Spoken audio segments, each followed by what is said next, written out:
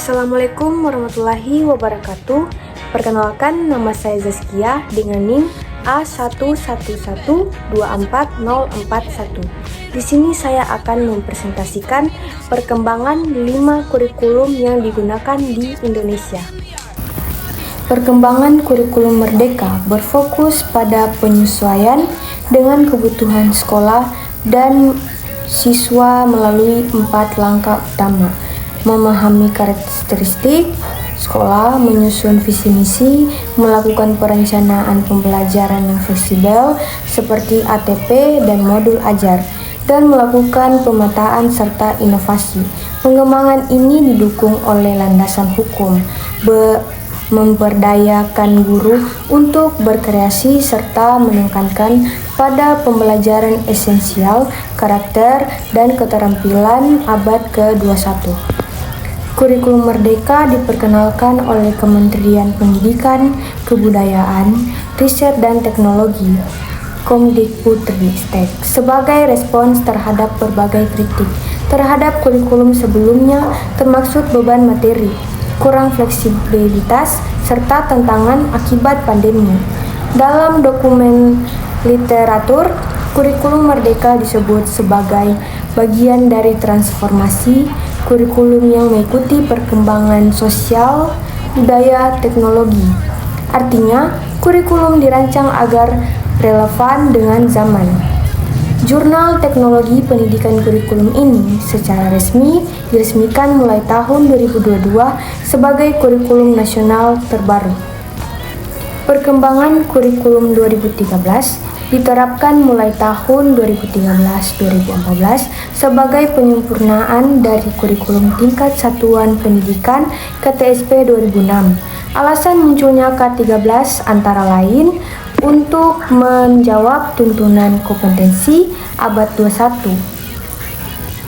Kebutuhan meningkatkan karakter dan moral peserta didik. KTSP dinilai memberikan kebebasan terlalu besar pada sekolah tanpa standar implementasi yang kuat menghadapi perkembangan teknologi dan informasi yang cepat.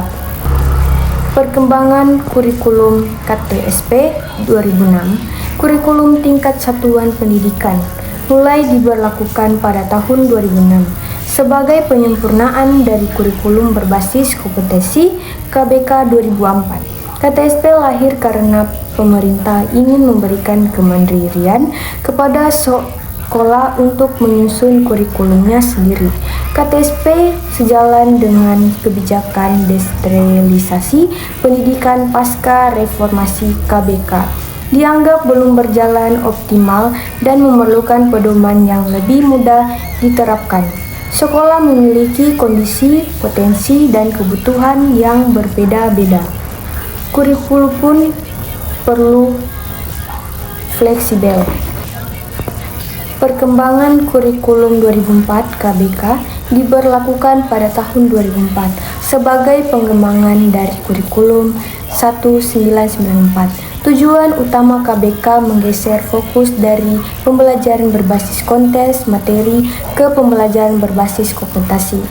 Mendorong peserta didik menguasai keterampilan dan sikap, bukan sekedar hafalan, menyelesaikan pendidikan dengan kebutuhan dunia kerja dan perkembangan ilmu pengetahuan, memenuhi tuntunan Undang-Undang Sistem Pendidikan Nasional 2003 untuk standar kompetensi lulusan.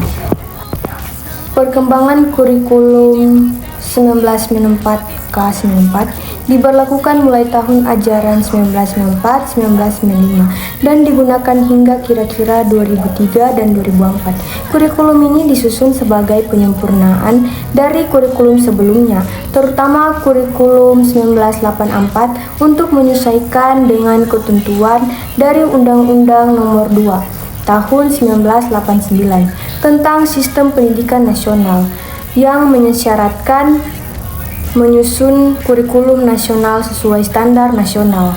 Tujuannya adalah mengkomunikasi perkembangan ilmu pengetahuan teknologi, kebutuhan masyarakat, serta kondisi nasional secara lebih sistematis.